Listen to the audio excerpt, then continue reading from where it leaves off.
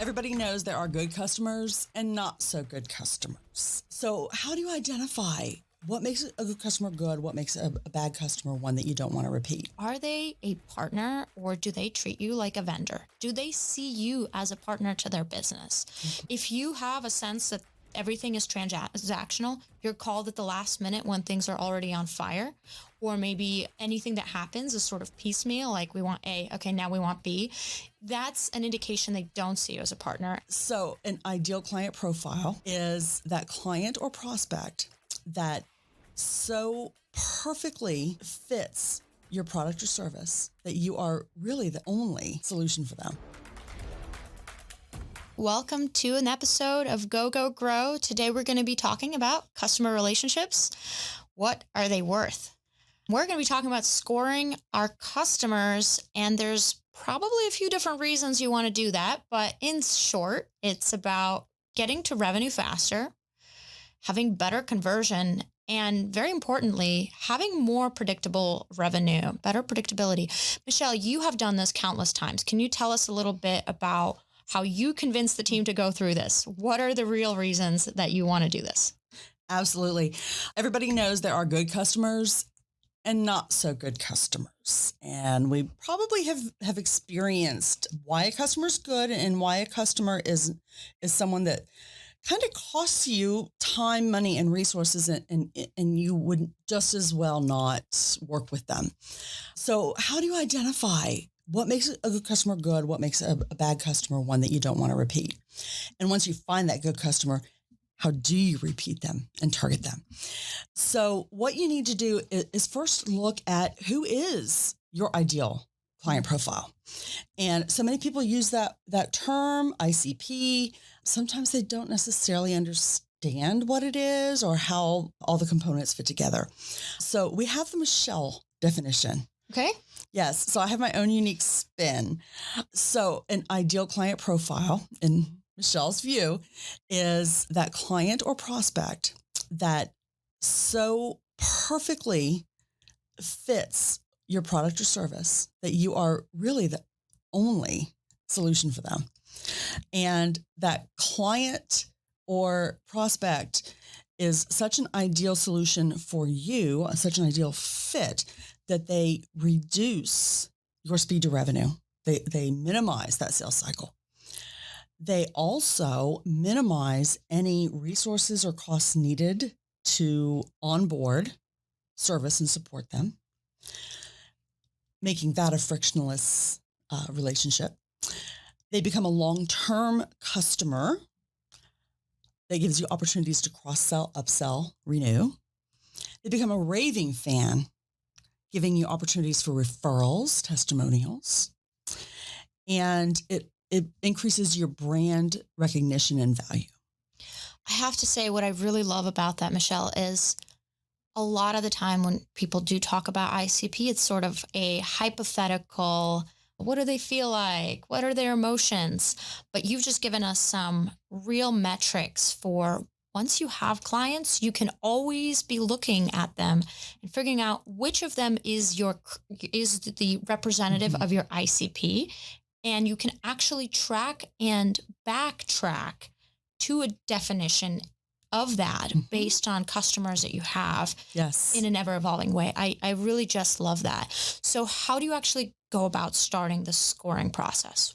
What does that look like? So I worked with a client recently who still pretty much in startup mode. They were trying to get to that scale up. And he was a professional services provider to manufacturing companies, and he wanted to stay within that area. And I said, okay, well, who's your ICP? Manufacturing companies. That's not an ICP.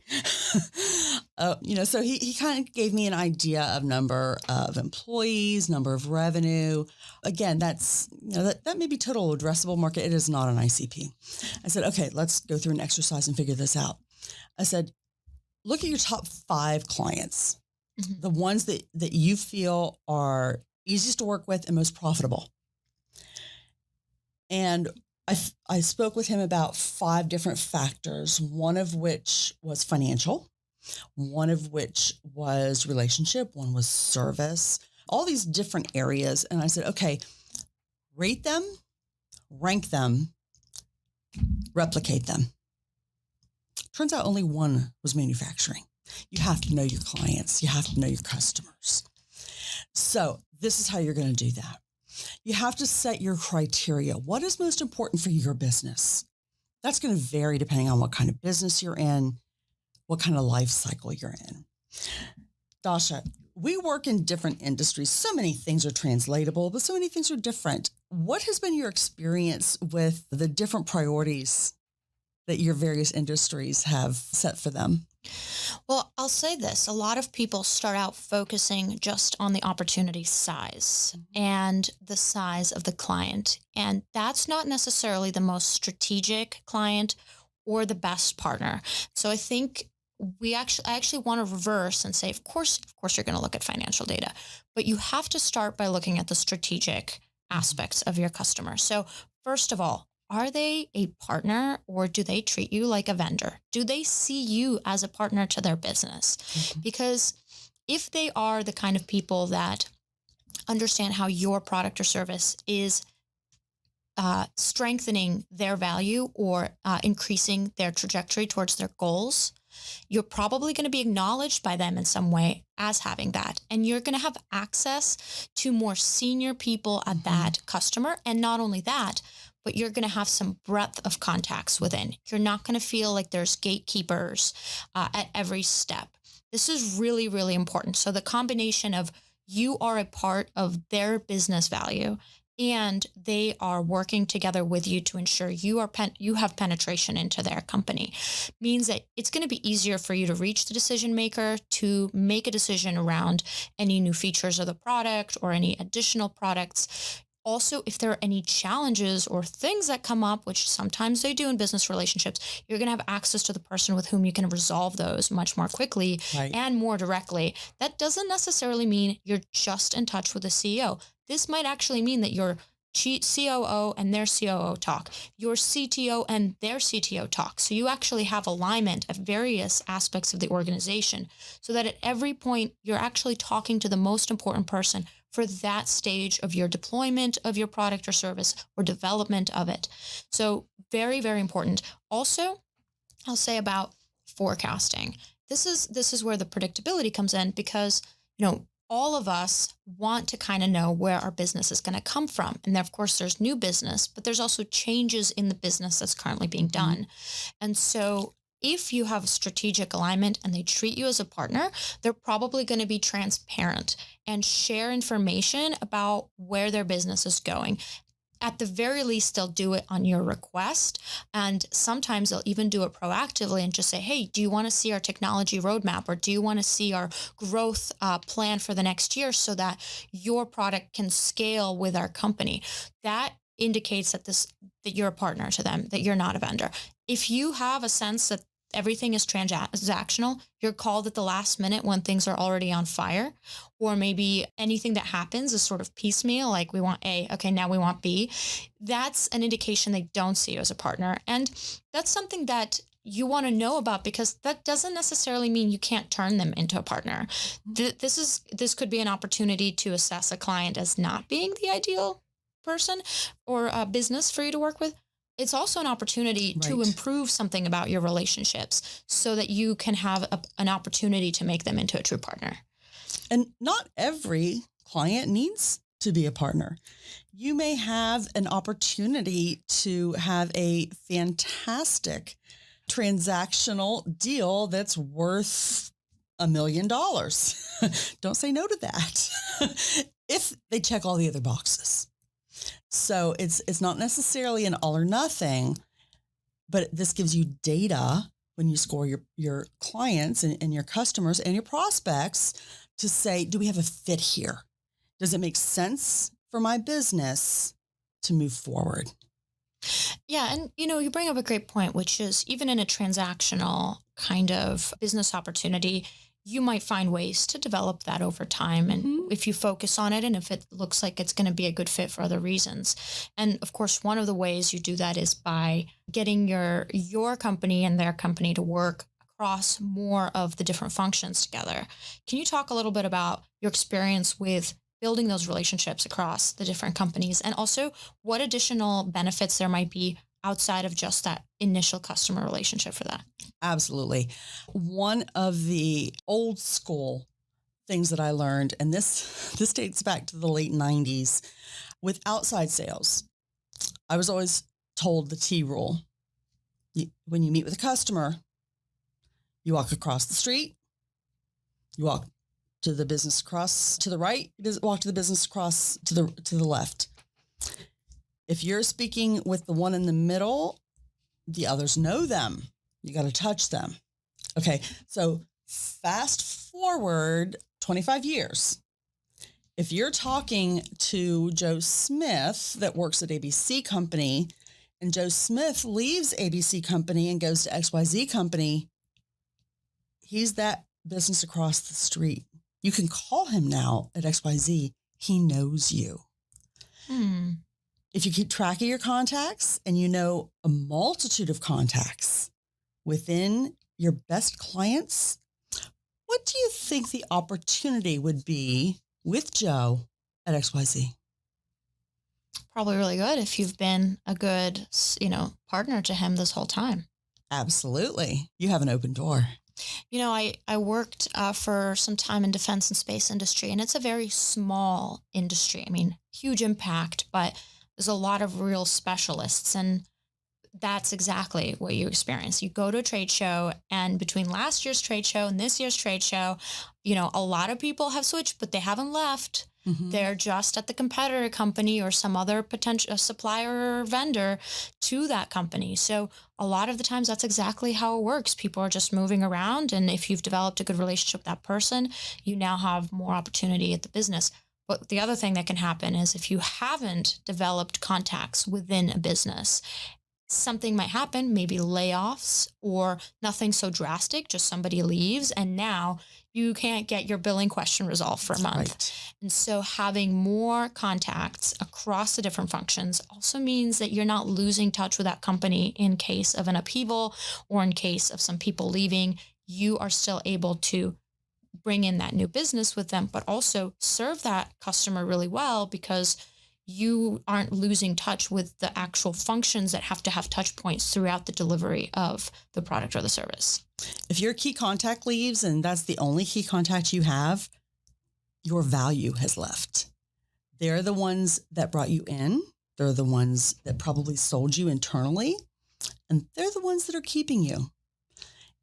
If you only have that key contact, you are short selling yourself. You're short selling your company, and you're short selling your future opportunities. Now, the other side benefit, and you had kind of touched on this, let's say your client is the CTO and you've sold a SaaS product into your customer. And that CTO, and it has left, but the other C-suite contacts. When that CTO leaves, you don't necessarily need to wait for an introduction from the COO. You can simply call and say, "Hi, Bob. I was, working with so-and-so, and I just wanted to introduce myself because, when I met with CFO and CIO and CMO last week, this is what we talked about." You are now embedded with that new contact through no additional effort of your own. I know we've gone into this part of the scorecard really deeply, but I just have one more interesting example to share. I once was working with a company where I finally established a contact both in the product team and the supply chain team. And the customer it was a relatively large company, so they had offices in multiple countries. And the product person and the supply chain person were not at all on the same page about the future of the product that we were providing to them at the time. So one of them thought that it was going to be going up and raising in value and quantity. The other one thought it was just going to be replaced by another product they were developing internally. And if we hadn't had the two contacts telling us two different things, we might have been left with only one of the stories, which, as you can tell, were completely opposites. So you can't have both. It's one or the other. Either this product is going to be produced or it's not. And it was incredibly valuable to have established 2 points of contact so that we could see, okay, this company has something else going on. Maybe there's a chance they might abandon this product. This wouldn't have happened without that reach into the company and talking to many people at different levels. So you really get the full scope. If you're in each area of their company, you're hearing what each area of their company is saying.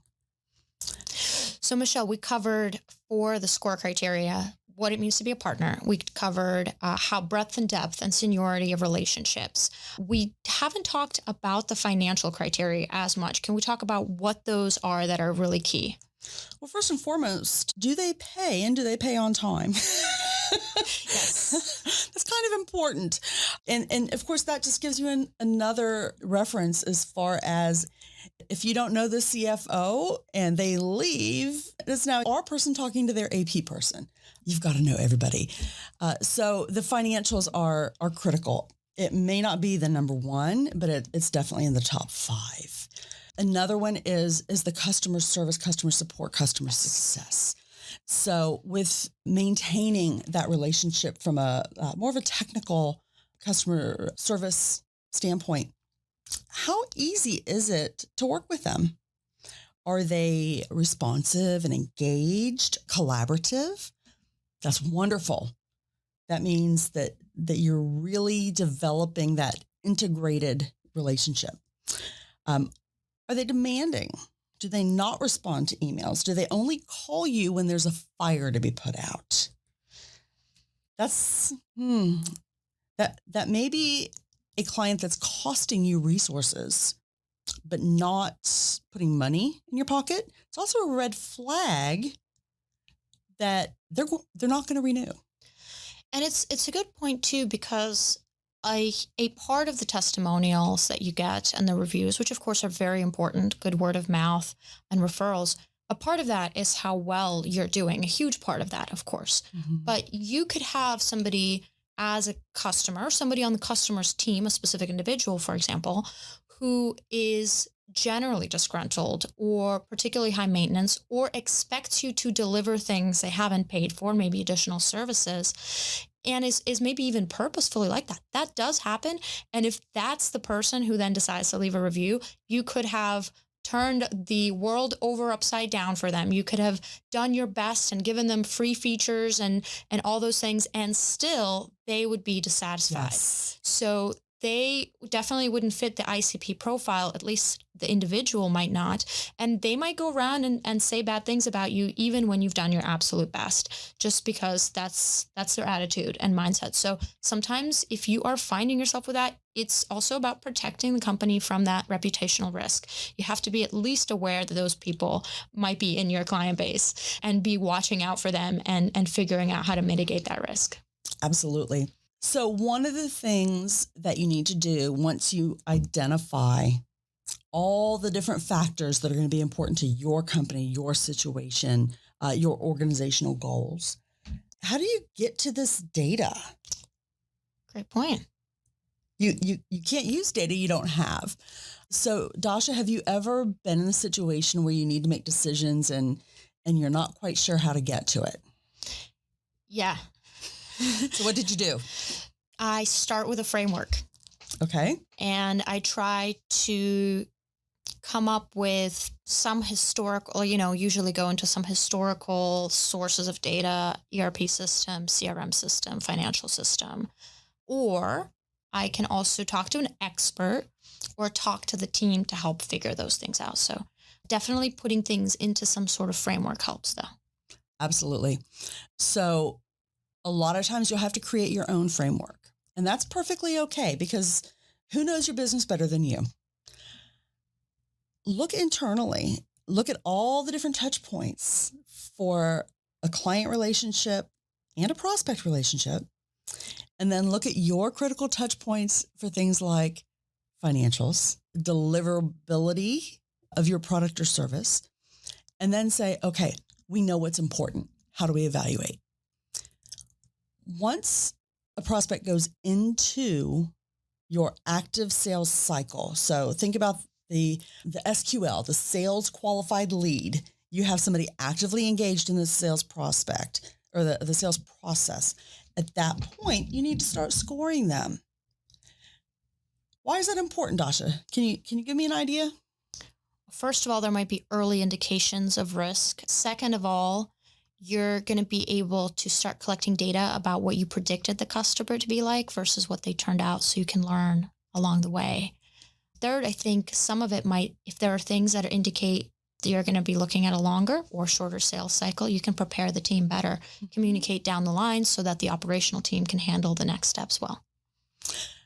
So if you've recorded all of those key factors, if you've rated it, and this has to be numerically as well as, so quantitatively and qualitatively. Let's say it's a loss. It's either a no decision or you lose the deal and you want to go back to them 18 months later. Why do you want to know how that sales process started? Yeah, you're going to be able to see if maybe you've changed your process to be better, or you know how to serve the customer better, or where the sticky points were, what it was that they maybe got stuck on. Was it the price? Was it some feature that was missing? Was it once they got in touch with your customer service team about support that they went quiet? You might have some clues. What do you think, Michelle? You might realize you don't want to pursue them after all. First and foremost, every single company has to have a CRM. Second of all, you have to use it. Everybody in the organization has to use it. Third, garbage in, garbage out. So all this information needs to be tracked, qualitative, quantitative, in the CRM. That's a whole nother episode. It's probably 15 different episodes. I'm very passionate about that, as you can see. But if you start recording that information, again, qualitative and quantitative from the very beginning, you're not going to do a warm lead follow-up 18 months later and realize, oh, we never should have called them back. So that's important, again, from first conversation of the actual sales cycle. Then you go to onboarding, implementation. Mm-hmm. What was that whole process like? Was it routine, according to plan, smooth sailing? Or did a 2-week onboarding take 7 months? That means time, resources, probably disgruntled customer. I think it's a very important point too, because I've seen so many times when your expectations based on the customer are very different from reality. Mm-hmm. And if you haven't been recording expectations versus reality, then memory and maybe the desire to make things feel better for yourself come in and start to kind of overshadow. So you might say at the beginning, you might be thinking, oh my gosh, this is going to be an amazing customer. We have 3 different overlaps and what are products that we could provide them. Mm-hmm. But in the end, they buy the tiniest little bit of some add-on product, right? And if you are honest with yourself and you keep track of these things, then you are able to also become better at making these assessments over time. Your intuition is going to be supported with constructive learning. So you're not just going to be relying on what, wanting to feel that things turned out good. Right. And the emotional part of how you feel doing business in sales, especially, you're working with money and opportunity. There's this optimism that you have to bring to the business relationship. And so oftentimes you want to have something to rely on that makes sure you don't get carried away into your own emotions. And this data about the customer, this kind of analytical assessment, helps you be grounded. Whether you're the founder and the business owner, making sure you're grounded in how you proceed with investments into your business. And if you're the person actually leading or doing the sales, making sure you're grounded in your assessment, because it is very exciting to do business. You do see the opportunities. You get into a conversation with a customer and it feels so exciting. And then things don't come to pass the way you expected. So that's the scorecard also just brings you back to that reality and helps you become a much better salesperson or a much better sales leader, marketing leader. and business leader overall, because you're going back and you're looking and you're relearning, and that documentation helps the rest of the team as well. You should have passion for your business. You should have passion for your customers, for your prospects. Have passion for your product or service, but use data for your decisions. Yes. You're going to hear a lot about this from us. And speaking of that, I just want to bring up this interesting Harvard Business Review article. So it's actually in the issue, When Data Creates Competitive Advantage. So I think very much on topic. We were looking to see what interesting statistics and research is available to kind of talk through this. So there's an article by Rob Markley of Bain & Company, Are You Undervaluing Your Customers? And this is such an interesting statistic here. So he says loyalty leaders, these are companies that are top at cultivating loyalty among their customers. They have a rating system for this. That these loyalty leaders grow revenue roughly 2.5 times as fast as their industry peers and deliver 2 to 5 times the shareholder returns over the next 10 years. Now, he's talking about publicly held businesses, but it's the same thing for B2B businesses, especially for B2B, because every customer has so much value in a B2B business. And you have longer sales cycles. And so if you have that loyalty and you have that great customer relationship, you really know how to focus on customers who are going to be the best partners for your business, and you're going to be the best partner to them, then it makes a lot of sense. You'll grow more smoothly with more predictability without as much risk, and be able to have more value for yourself and your ownership team or your stakeholders and investors. And the majority of our audience are those small to medium-sized businesses that are trying to scale up. You want to keep the customers you have. They're the right customers. You want to keep them. Loyalty is so important. If you've gone to the time and energy to get a new customer, which is so much more expensive than keeping a good one, you want to keep that loyalty strong. That's how you scale. Yeah.